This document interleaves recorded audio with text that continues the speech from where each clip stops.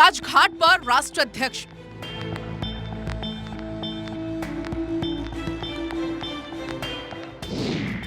मोदी का खादी गिफ्ट, दुनिया भारत की तरफ शिफ्ट।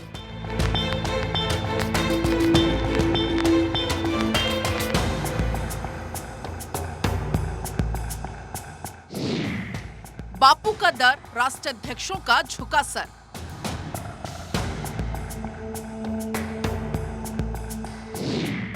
मानवता का धर्म, दुनिया ने किया नमन। G20 का दूसरा दिन, पीएम मोदी ने स्वदेशी के महानायक महात्मा गांधी को समर्पित किया।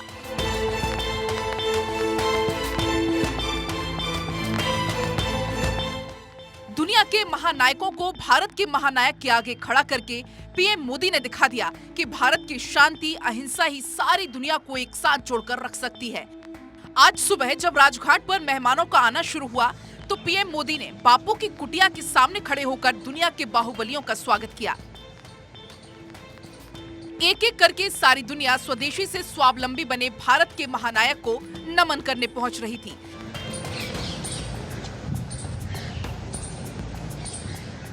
शायद भारत के इतिहास में पहला ऐसी बार था कि सारी दुनिया के इतने सारे राष्ट्राध्यक्ष एक साथ बापू की समाधि के दर्शन करने पहुंचे।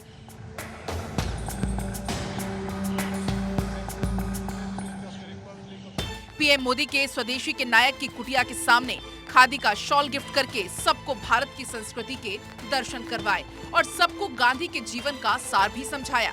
पीएम मोदी ने ट्वीट कर एक वीडियो भी शेयर किया और लिखा कि महात्मा गांधी के आदर्श विश्व स्तर पर गूंजते हैं, इसलिए तो दुनिया की सबसे बड़ी महाशक्ति से लेकर दुनिया के सबसे पिछड़े देशों का एक साथ एक मंच पर दूसरी बार पीएम मोदी ने लाकर खड़ा कर दिया। ये मोदी की ही ताकत है कि तकरीबन सारी दुनिया ही राष्ट्रपिता के आगे हाथ जोड़कर खड़ी थी।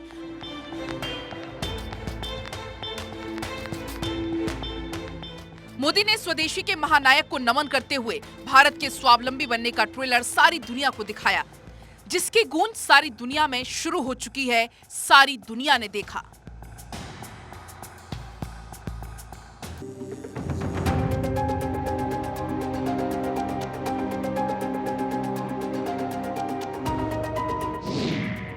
G20 से बाजी मारी, मोदी सबसे बड़ा खिलाड़ी।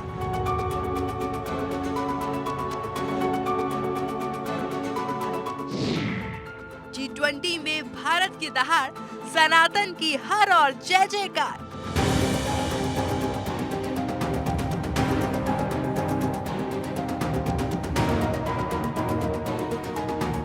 पीएम मोदी ने G20 में वो करके दिखाया जो किसी ने नहीं सोचा था। सनातन का फिर से मान बढ़ा दिया। G20 के पहले दिन सभी राष्ट्रीय अध्यक्षों का स्वागत करते हुए भारत मंडपम में भारत के प्राचीन ज्ञान विज्ञान को दिखाते हुए किया। अमेरिका के राष्ट्रपति जो बाइडेन को चक्र के बारे में विशेष बताया गया। उसके बाद पीएम मोदी ने सनातन के इंटरनेशनल पोस्टर बॉय बन चुके ब्रिटेन के पीएम ऋषि सुनक को दिखाया। सुनक और पीएम में कुछ देर इस पर बात भी हुई। शायद यही बात हुई होगी कि सनातन की विरासत है। ब्रिटेन के पीएम मोदी के ही नक्शे कदम पर चल रहे हैं, इसलिए तो वो गर्व से कहते हैं मैं हिंदू हूँ। भारत आने पर भी वो अपने हिंदुत्व से पीछे नहीं हटे और समय निकालकर अक्षरधाम मंदिर जाते हैं, वक्त बिताते हैं, क्योंकि सनातन सत्य है और एक सनातनी होने की छवि सुनक तो नहीं बदलेंगे। मोदी भारत में सनातन के सम्मान की बात करते हैं तो वहीं ऋषि सुनक ब्रिटेन में गर्व से सनातनी और हिंदू पहचान को दिखाते हैं। G20 के आयोजन में आज सभी राष्ट्रीय अध्यक्षों में सुनक ही थे जो सुबह सुबह उठकर गांधी समाधि पहुंचने से पहले मंदिर पहुंचे और लगभग 1 घंटे तक अपना समय पूजा पाठ में बिताया। लेकिन जिस मकसद के लिए भारत आए हैं उसे निभाते वक्त पर राजघाट में भी पहुंचकर दिखाया।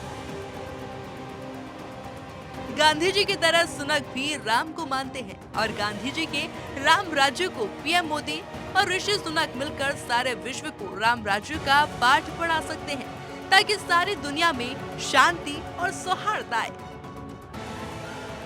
तो एक तरफ तो घोषणा पत्र पर आम सहमति बनाकर दुनिया को यह दिखाया गया है कि नेतृत्व कैसे किया जाता है, दूसरी तरफ India middle east Europe economic corridor पर शुरुआत करके भारत ने यह भी दिखा दिया कि हम किसी की लकीर छोटी करने में विश्वास रखते ही नहीं हैं, हम तो अपनी लकीर लंबी करते हैं।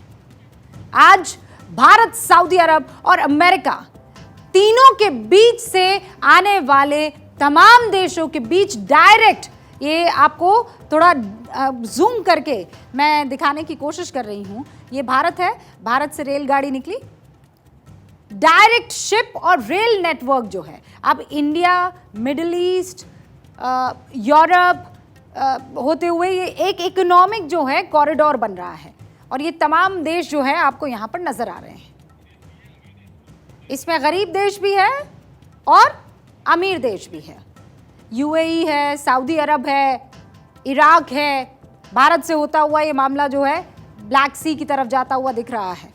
तो नक्शा देख लीजिए, इसमें क्या होगा आपको ये समझाती हूं। हम जो सामान विदेश भेजते हैं वो भारत के अलग अलग इलाकों से रेल नेटवर्क के जरिए बंदरगाह तक पहुंचेगा, फिर ये जहाजों में लदकर जहाजों के जरिए यूएई के, ये देखिए यहां से सफर शुरू होगा, अब ये बंदरगाह पर गया, यूएई के पोर्ट पर पहुंचा, फिर समुद्र का रास्ता शिप से तय होगा, इसके बाद यूएई से ये रेल नेटवर्क से जुड़ जाएगा, फिर वहां से ट्रेन के जरिए सऊदी अरब, इराक और सीरिया रेल नेटवर्क से जुड़ जाएंगे। इसमें फिलिस्तीन और इजराइल को भी जोड़ा जा सकता है। इसके बाद ये रेल रूट यूरोप में प्रवेश करेगा, तुर्की तक पहुंचेगा। इसके बाद रेल नेटवर्क की पहुंच ब्लैक सी और भूमध्य सागर तक भी होगी। ऐसे ही आयात का रास्ता भी खुल सकेगा। G20 के दौरान पीएम मोदी, राष्ट्रपति जो बाइडेन, सऊदी अरब के क्राउन प्रिंस मोहम्मद बिन सलमान ने इस अहम समझौते का ऐलान किया, वो पल के आप भी साक्षी बनिए।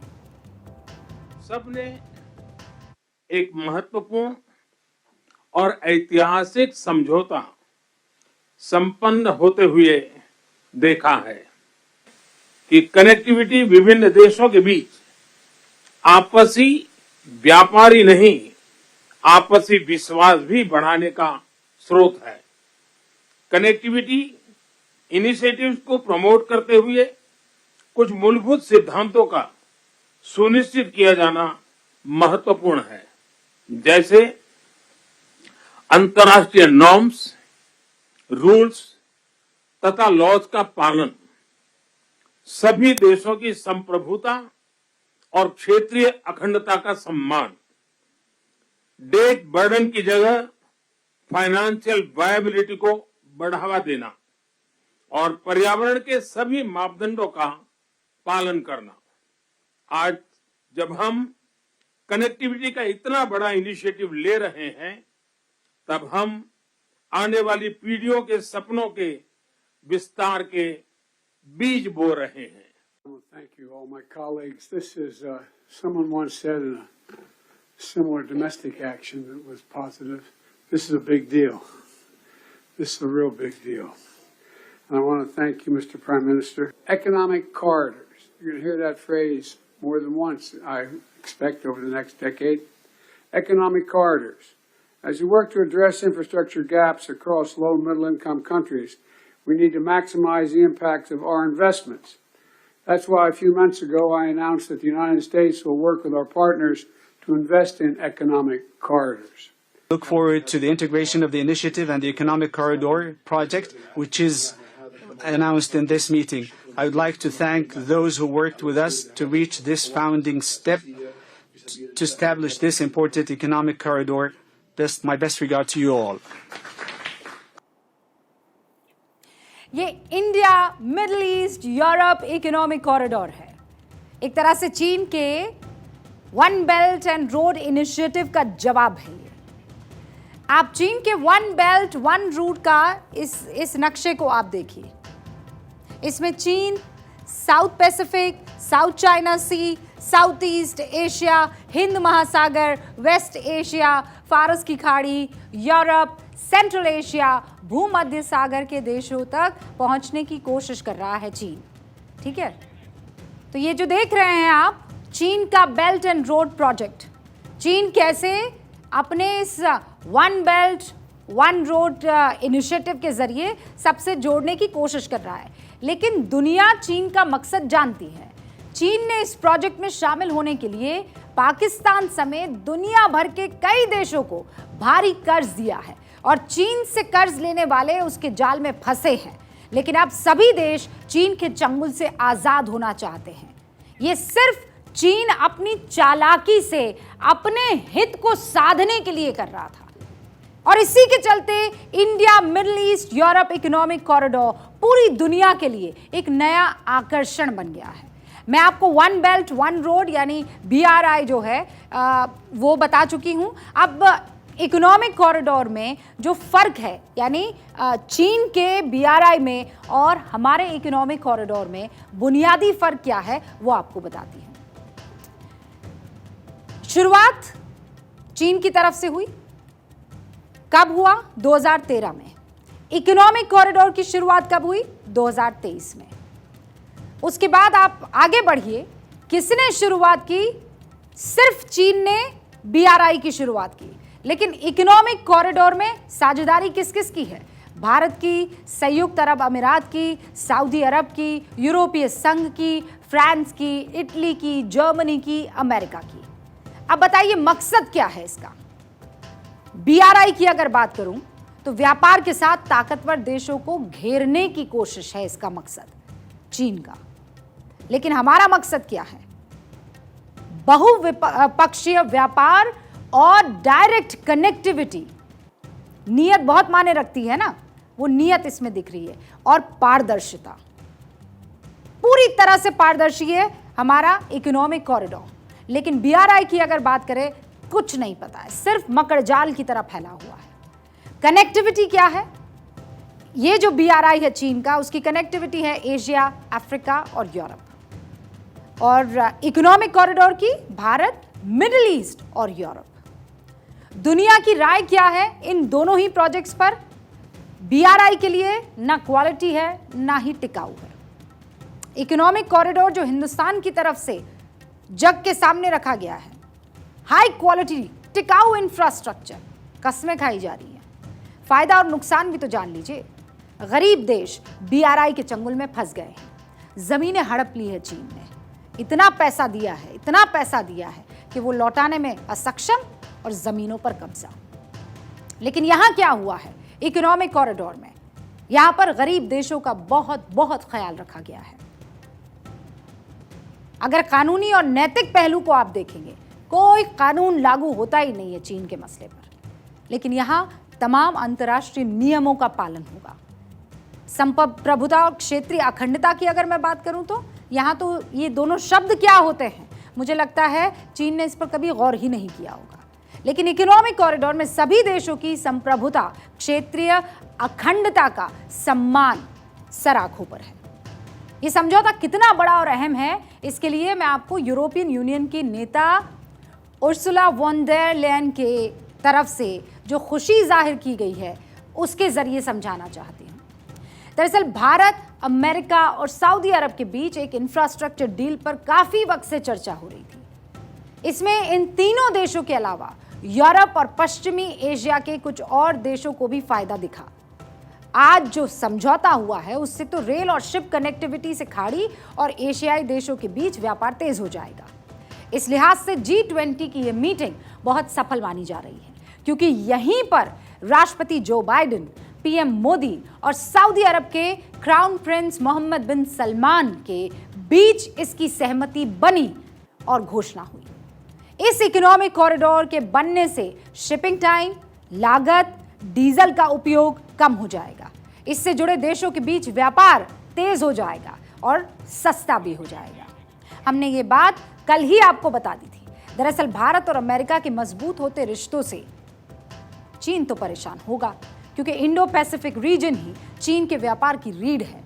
इंडो पैसिफिक रीजन से ही चीन का 76% व्यापार होता है और इस क्षेत्र में भारत अमेरिका की मजबूत साझेदारी चीन की सप्लाई लाइन को कभी भी काट देगी। यही वजह है कि G20 मीटिंग की कामयाबी और इस डील से चीन बहुत परेशान है।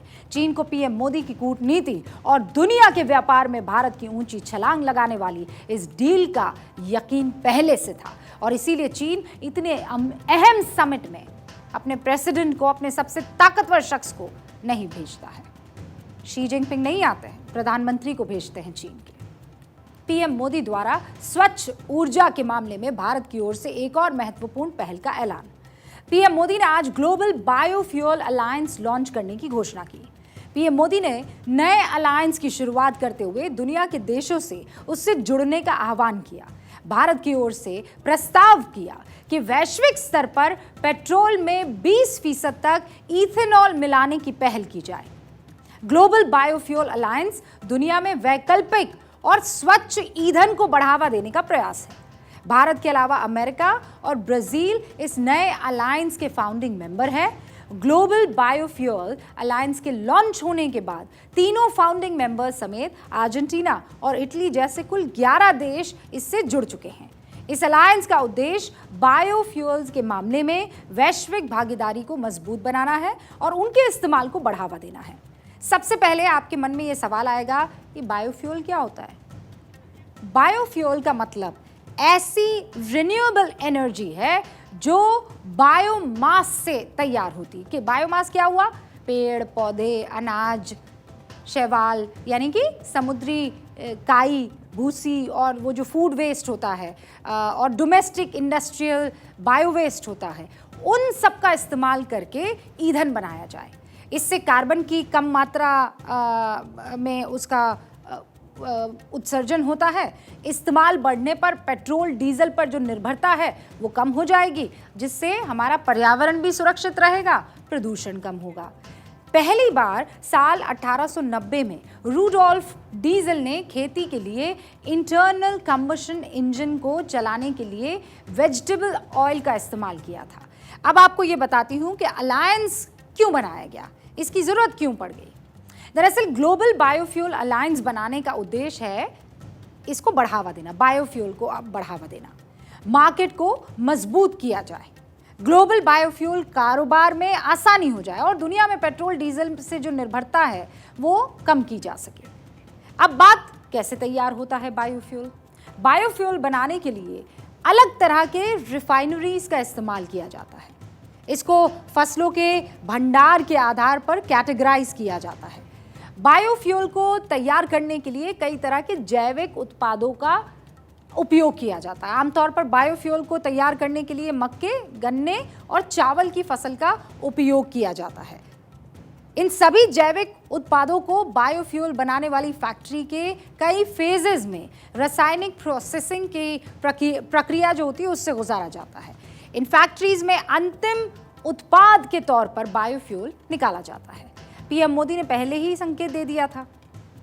भारत, अमेरिका, ब्राजील अभी दुनिया के प्रमुख बायोफ्यूल उत्पादकों में से एक है। केंद्रीय मंत्री नितिन गडकरी भी कह चुके हैं कि बायोफ्यूल इस्तेमाल को मिले बढ़ावा तो 15 रुपए लीटर तक पहुंच सकता है पेट्रोल का दाम और देश के किसान की इनकम जो है वो बढ़ सकती है। लगातार G20 अपनी सक्सेस के परचम और पताका लहरा रहा है, उसका एक और पायदान आपको बताना जरूरी है।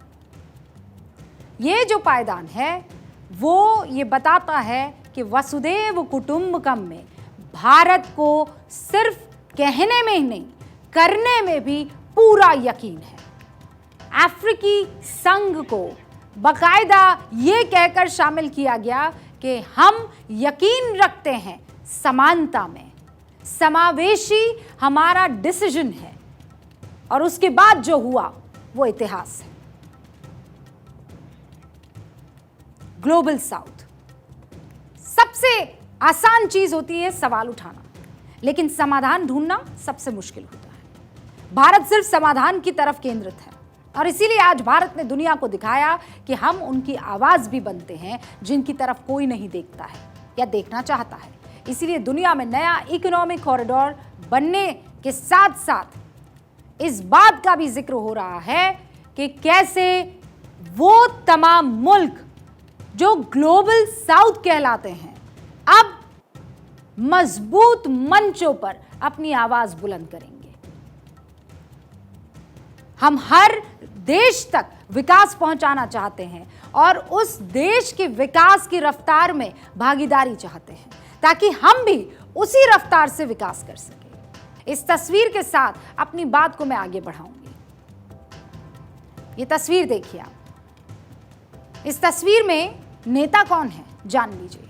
नेता है अफ्रीकन यूनियन यानी अजाली ओस्मानी।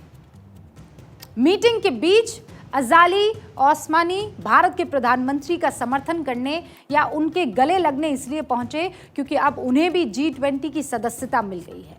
यह संभव हुआ भारत के प्रयास से, नरेंद्र मोदी के प्रयासों से। अफ्रीकन यूनियन के चेयरपर्सन को G20 में वो सम्मान मिला जो उनके लिए किसी सपने से कम नहीं। अफ्रीकन यूनियन क्या है, कैसे पीएम मोदी के ग्लोबल साउथ विजन का यह हिस्सा है, सब कुछ आसान शब्दों में आपको समझाएंगे। अफ्रीकन यूनियन 55 देशों का समूह है।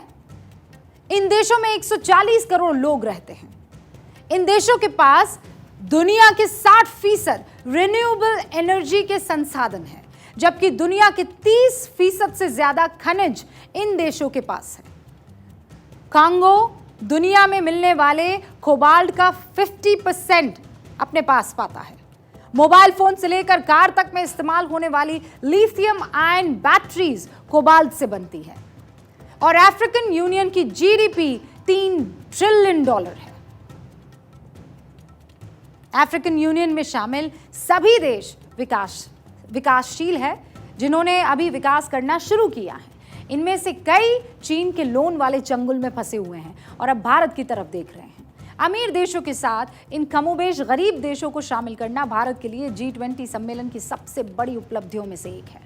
अफ्रीकन यूनियन को G20 में शामिल करवाकर भारत ने यह साबित कर दिया है कि अब वो वर्ल्ड लीडर बनने से बेहद करीब पहुंच गया है। ग्लोबल साउथ की बात जो पीएम मोदी करते हैं, भारत ने अब ये बता दिया है कि ग्लोबल साउथ का लीडर कोई अगर है तो वो सिर्फ और सिर्फ भारत है। अब आपको ग्लोबल साउथ एक नक्शे के जरिए आसान शब्दों में समझाती हूं। ग्लोबल साउथ में मेक्सिको और दक्षिणी अमेरिका के देश आते हैं, जिसमें ब्राजील है, अर्जेंटीना जैसे देश भी शामिल हैं। पूरा अफ्रीका महाद्वीप ग्लोबल साउथ का हिस्सा है। इस मैप को आप देखिए। ग्लोबल साउथ में कौन कौन से देश हैं, इसको अगर आप दो हिस्सों में बांट दें तो ये नीचे वाला, इक्वेटर के नीचे वाला जितना भी हिस्सा आपको इस वक्त दिखाई दे रहा है, ये ग्लोबल साउथ है। लेकिन इसमें आपको जापान को हटाना होगा, ऑस्ट्रेलिया को हटाना होगा, साउथ कोरिया, बांग्लादेश। हालांकि 1950 में इन दोनों को भी रखा जाता था, अब इन दोनों के रहने का कोई मकसद नहीं है। जापान उसका हिस्सा नहीं है। लेकिन आप ये देखिए, इंडोनेशिया, साउथ कोरिया, बांग्लादेश, चीन, भारत, यूएई, सऊदी अरब, अफ्रीका महाद्वीप, उसके बाद ये south America, Brazil, Argentina, Mexico, ये ग्लोबल साउथ के देश हैं इस वक्त। सऊदी अरब और यूएई जैसे खाड़ी देशों के साथ साथ भारत, बांग्लादेश, चीन भी ग्लोबल साउथ का हिस्सा है। इसके अलावा इंडोनेशिया और मलेशिया के साथ साउथ कोरिया जो है वो ग्लोबल साउथ का हिस्सा है। मैं फिर बता रही हूँ, जापान अब इसका हिस्सा नहीं है। सबका साथ की भावना से ही भारत ने प्रस्ताव रखा था कि अफ्रीकन यूनियन को G20 की स्थायी सदस्यता दी जाए। मेरा विश्वास है कि इस प्रस्ताव पर हम सबकी सहमति है। वैश्विक अर्थव्यवस्था में उथल-पुथल हो, नॉर्थ और साउथ का डिवाइड हो, ईस्ट और वेस्ट की दूरी हो, फूड, फ्यूल और फर्टिलाइजर का मैनेजमेंट हो, टेररिज्म और साइबर सिक्योरिटी हो, हेल्थ, एनर्जी और वाटर सिक्योरिटी हो, वर्तमान के साथ ही आने वाली पीढ़ियों के लिए हमें इन चुनौतियों के ठोस समाधान की तरफ बढ़ना ही होगा। ग्लोबल साउथ शब्द का जिस समय आविष्कार किया गया था, या ये कहें कि जिस दौर में इस शब्द को सबसे पहले इस्तेमाल किया गया था, वो 1950 का दशक था। दूसरे विश्व युद्ध के बाद यूरोप और अमेरिका खुद को अमीर और बाकी दुनिया को गरीब मानने लगे थे। तभी से ग्लोबल साउथ शब्द को इस्तेमाल किया जाता रहा। हालांकि वर्तमान में इस शब्द के माने बदल गए हैं। कभी ग्लोबल साउथ कही जाने वाले देश अब दुनिया को अपने इशारों पर घुमा रहे हैं। 21वीं सदी एशिया की सदी है, हम सबकी सदी है।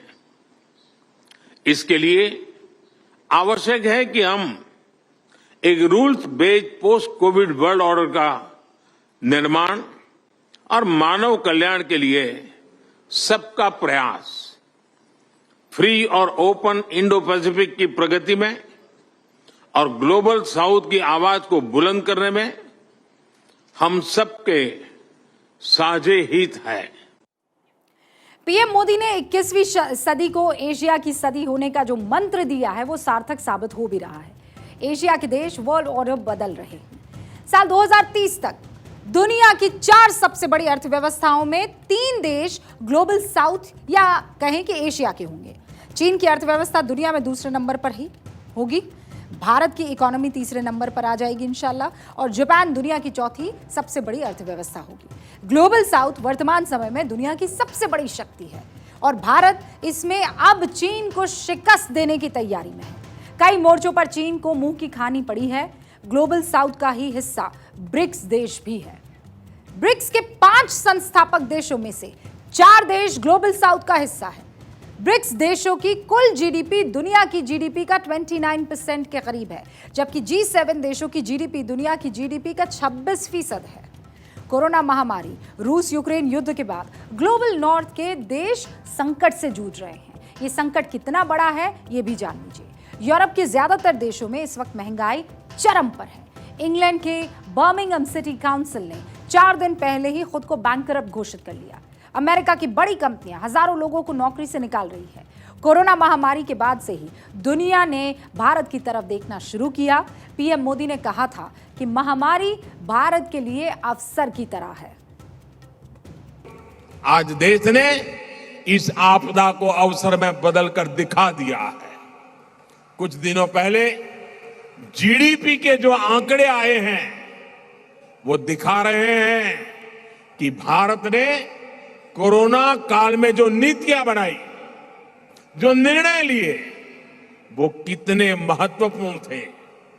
पिछले साल इतने ग्लोबल डिसरप्शन के बावजूद भारत ने $670 बिलियन यानी 50 लाख करोड़ रुपए का टोटल एक्सपोर्ट किया।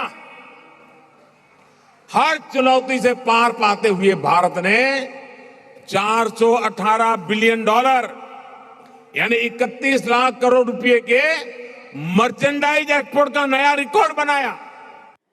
कोरोना महामारी के दौर में भारत ने वैक्सीन डिप्लोमेसी के जरिए दुनिया तक अपनी पहुंच बनाई। आप जानते हैं, अफ्रीकन यूनियन के देशों को भारत ने कोरोना से लड़ने वाली वैक्सीन मुफ्त दी। इसके बाद अफ्रीकी देशों को भारत में एक मजबूत साझेदार नजर आने लगा और इसके बाद ही अफ्रीकन यूनियन ने भारत से G20 में शामिल करने का आग्रह किया। भारत ने कोरोना महामारी के बाद के दौर को अपनी धमक साबित करने के लिए इस्तेमाल किया। ग्लोबल साउथ की बात दुनिया में कोई कर रहा है तो वो सिर्फ और सिर्फ भारत है। प्रधानमंत्री मोदी हैं। पीएम मोदी कह रहे हैं कि अब वक्त जीडीपी के बारे में सोचने का नहीं, इंसानों के बारे में सोचने का है। मानवता का कल्याण और सुख सदैव सुनिश्चित किया जाए। 2500 साल पहले भारत की भूमि ने यह संदेश पूरे विश्व को दिया था। आइए इस संदेश को याद कर इस G20 समिट का हम आरंभ करें। 21वीं सदी का यह समय पूरी दुनिया को नई दिशा दिखाने वाला और नई दिशा देने वाला एक महत्वपूर्ण समय है। ये वो समय है जब बरसों पुरानी चुनौतियां हमसे नए समाधान मांग रही हैं। और इसलिए हमें ह्यूमन सेंट्रिक अप्रोच के साथ अपने हर दायित्व को निभाते हुए ही आगे बढ़ना है। अफ्रीकन यूनियन का G20 देशों में शामिल होना पीएम मोदी के ग्लोबल साउथ विजन का सिर्फ एक हिस्सा है। ये विजन अफ्रीकी देश से कई ज्यादा बड़ा है। भारत का विजन वसुधैव कुटुंबकम वाला विजन है। I want to thank you, Mr. Prime Minister. One Earth, one family, one future. That's the focus of this G20 summit. देखिए, भारत ने जनवरी 2023 में voice of global south summit आयोजित किया था।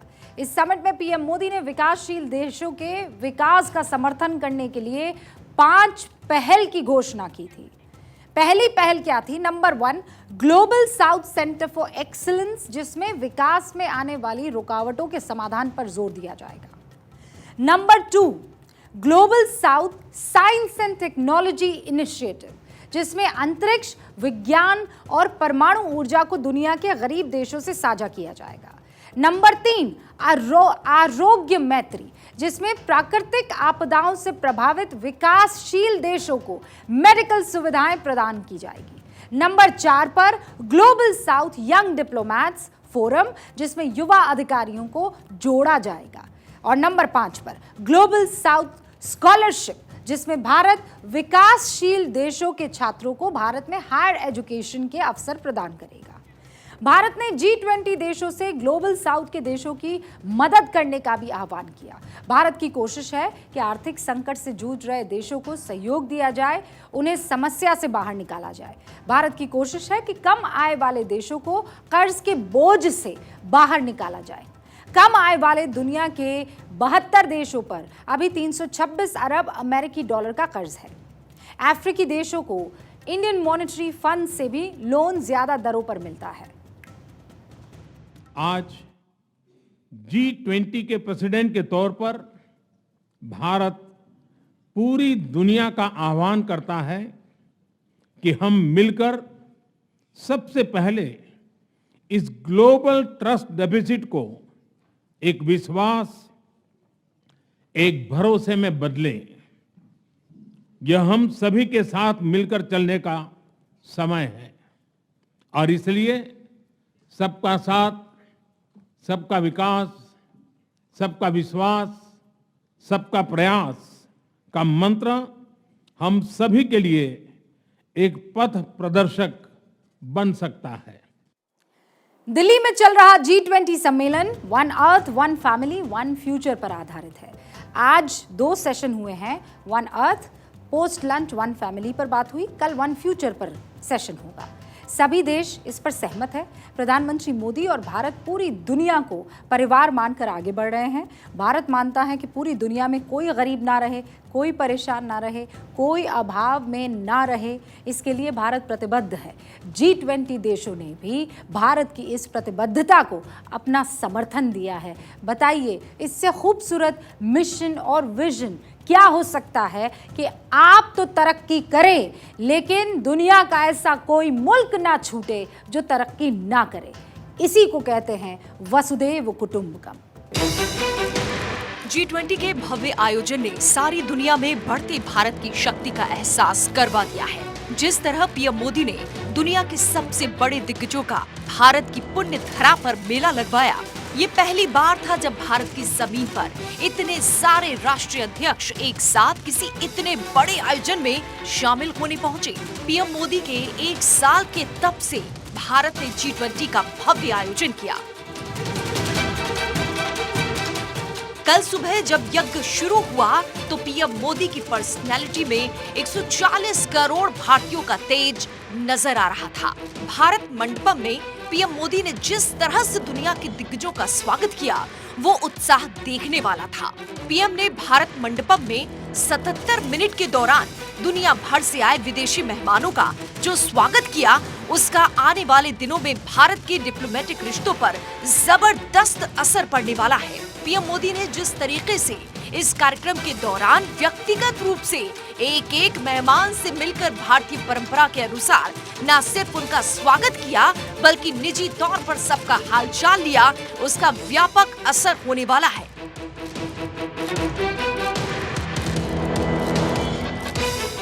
कल पीएम मोदी ने भारतीय संस्कृति की झलक दिखाई और आज स्वदेशी के नायक महात्मा गांधी की विचारधारा को सामने रखा। समापन भाषण में पीएम मोदी ने कहा कि आइए हम प्रण लें कि green development pact, action plan और SDGs, high level principle on anti corruption, digital public infrastructure और MDB रिफॉर्म के अपने संकल्पों को सिद्धि तक लेकर जाएंगे। समापन भाषण में UN में भारत की स्थायी सीट को लेकर पीएम मोदी ने जबरदस्त कटाक्ष किया। UN को आईना दिखाते हुए पीएम ने न्यू ग्लोबल स्ट्रक्चर में रिफ्लेक्ट होने की बात कही। पीएम ने कहा कि विश्व को एक बेहतर भविष्य की तरफ ले जाने के लिए ये जरूरी है कि वैश्विक व्यवस्थाएं वर्तमान की वास्तविकताओं के मुताबिक हो। आज संयुक्त राष्ट्र सुरक्षा परिषद भी इसका एक उदाहरण है। जब UN की स्थापना की गई थी, उस समय का विश्व आज से बिल्कुल अलग था। उस समय UN में 51 फाउंडिंग मेंबर्स थे। आज UN में शामिल देशों की संख्या करीब 200 हो चुकी है। बावजूद इसके UNSC में स्थायी सदस्य आज भी उतरे ही हैं। तब से आज तक दुनिया हर लिहाज से बहुत बदल चुकी है। ट्रांसपोर्ट हो, कम्युनिकेशन हो, हेल्थ, एजुकेशन, हर सेक्टर का कायाकल्प हो चुका है। ये सच हमारे न्यू ग्लोबल स्ट्रक्चर में रिफ्लेक्ट होना चाहिए। जहां एक तरफ चीन भारत UN सीट पर अडंगा लगाता है, उसी तरह पीएम मोदी ने भी चीन का जबरदस्त तोड़ निकाला है ताकि चीन की हर चाल को धराशायी किया जा सके। G20 घोषणा पत्र पर आम सहमति बनाकर भारत ने दुनिया को दिखाया है कि नेतृत्व कैसे किया जाता है। तो दूसरी तरफ India middle east Europe economic corridor पर शुरुआत करके भारत ने ये भी दिखा दिया है कि हम किसी की लकीर छोटी नहीं करते, हम अपनी लकीर लंबी खींचते हैं।